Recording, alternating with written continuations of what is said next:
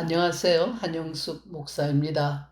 오늘 본문인 로마서 4장 1절부터 8절까지의 말씀을 읽겠습니다. 그런즉 육신으로 우리 조상인 아브라함이 무엇을 얻었다 하리요? 만일 아브라함이 행위로서 의롭다 하심을 받았으면 자랑할 것이 있으려니와 하나님 앞에서는 없느니라. 성경이 무엇을 말하느냐? 아브라함이 하나님을 믿음에 그것이 그에게 의로 여겨진 바 되었느니라.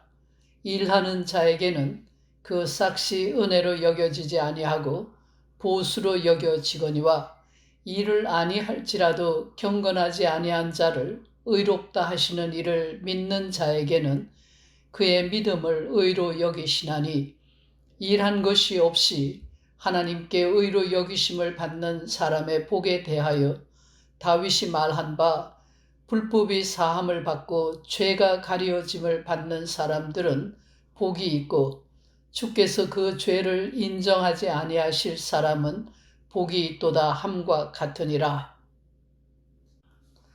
자기의 죄 때문에 고민하며 애통해 한 적이 없는 사람은 죄 사함을 받는 것이 어떤 것인지 알기 어려울 것입니다. 유대의 성군이라고 불리는 다윗 임금은 죄 때문에 침상이 젖을 정도로 눈물을 흘리며 애통해 한 적이 있습니다. 그러기에 다윗은 죄 사함을 받는다는 것, 그것도 대가를 치름이 없이 용서를 받는다는 것이 얼마나 복된 일인지를 알았습니다. 본문에서 사도 바울은 다윗과 아브라함의 예를 들어 행함이 없이 의롭다고 인정을 받는 복에 대하여 설명합니다. 아브라함이 의롭다는 인정을 받고 땅 위의 모든 사람 중에서 특별히 선택을 받게 된 것은 그가 의로운 일을 행했기 때문이 아니라 하나님을 믿는 믿음 때문입니다. 믿음이 하나님의 선물이라고 할 때 아브라함이 믿음으로 의롭다는 인정을 받은 일은 분명 하나님의 은혜이며 축복입니다. 그러나 다윗의 고백이나 아브라함의 얘기가 오늘 우리에게는 실감이 되지 않을 것이라는 생각을 하며 한국민이 겪고 있는 IMF 사태를 떠올려 봅니다. 한국이 경제 대란을 겪게 된 원인이 어디에 있는지 경제학을 모르는 나로서는 알 수가 없습니다. 분명한 것은 한국 사람들이 갚을 능력이 없는 빚을 졌다는 사실입니다. 빚은 이자에 이자를 낳으면서 눈덩이처럼 불어났습니다. 개인이 진 빚도 있고 회사가 진 빚도 있고 국가가 빌려온 빚도 있습니다. 그 빚을 대신 갚아줄 사람이 없습니다. 어느 나라도 한국을 대신해서 빚을 갚아주거나 빚을 탕감해 주겠다고 나서지 않습니다. 빚에 시달리며 온 국민이 죽어간다고 아우성을 쳐도 빚을 탕감해 주겠다는 소식은 어디에서도 들려오지 않습니다. 외국의 빚을 탕감받는 일은 상상조차 할 수가 없고 은행 빚이나 사채도 마찬가지입니다. 돈 앞에서는 친구도 친척도 이웃도 우방도 다 소용이 없습니다. 빚 때문에 많은 사람이 자살합니다. 빚에 시달리지 않기 위해서 혹은 자손에게 빚을 대물림하지 않기 위해서 죽지만 문제는 그것으로 끝나지 않습니다. 가정이 파괴되고 회사가 문을 닫습니다. 실업자는 넘쳐나고 해결책은 보이지 않습니다. 대대손손이 빚이나 갚기 위해서 허덕이는 나라가 될 것만 같습니다. 당장 위기를 넘겨보자고 남의 나라에서 또 돈을 빌려옵니다. 금도 팔고 회사도 팔고 집도 팔고 땅도 팔고 바다도 팔고 글도 팔고 말도 팔고 사람도 팔아서 빚을 갚을 수 있는 대로 갚아보려고 합니다. 온 나라가 이러한 형편이지만 한편에서는 점점 더 부자가 되는 사람들이 있습니다. 이자는 불어나고 헐값에 이것저것을 사들일 수 있으니 개인도 국가도 돈을 빌려준 사람들은 더 큰 부자가 되어 갑니다. 이런 상황을 보면서 나는 억지를 부려봅니다. 왜 빚을 탕감해 준다고 선언하지 못하는가?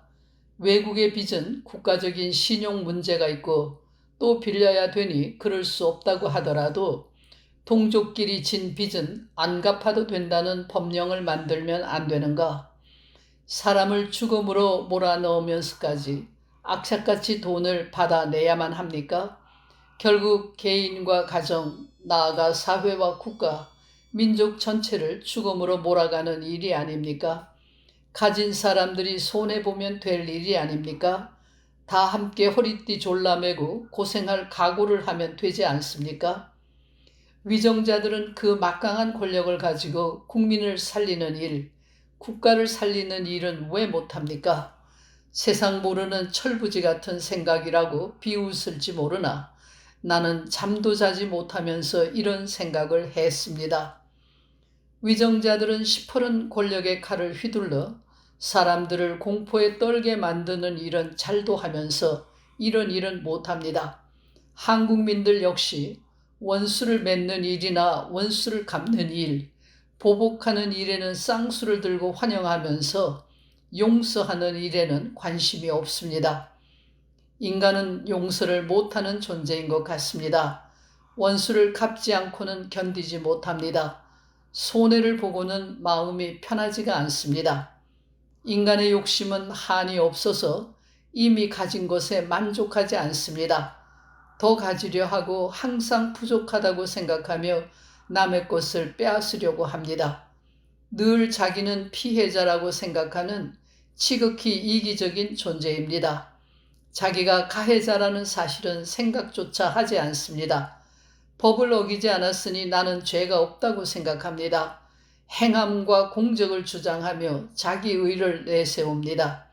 다른 사람은 죄인이지만 나는 죄가 없다고 주장하며 보복과 원수 갚는 일로 세월을 보냅니다.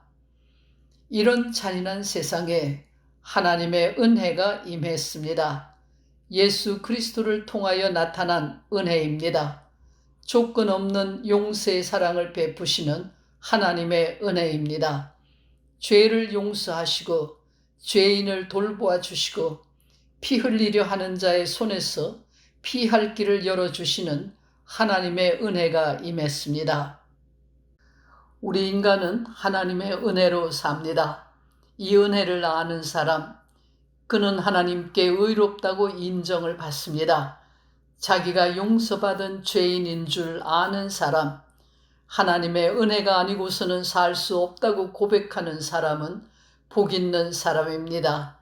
그에게는 무한한 기쁨과 자유가 있습니다. 기도하겠습니다. 은혜로 용서받은 사람답게 이웃을 용서하며 살아가는 저희가 되게 해 주시옵소서. 예수 그리스도의 이름으로 기도합니다. 아멘.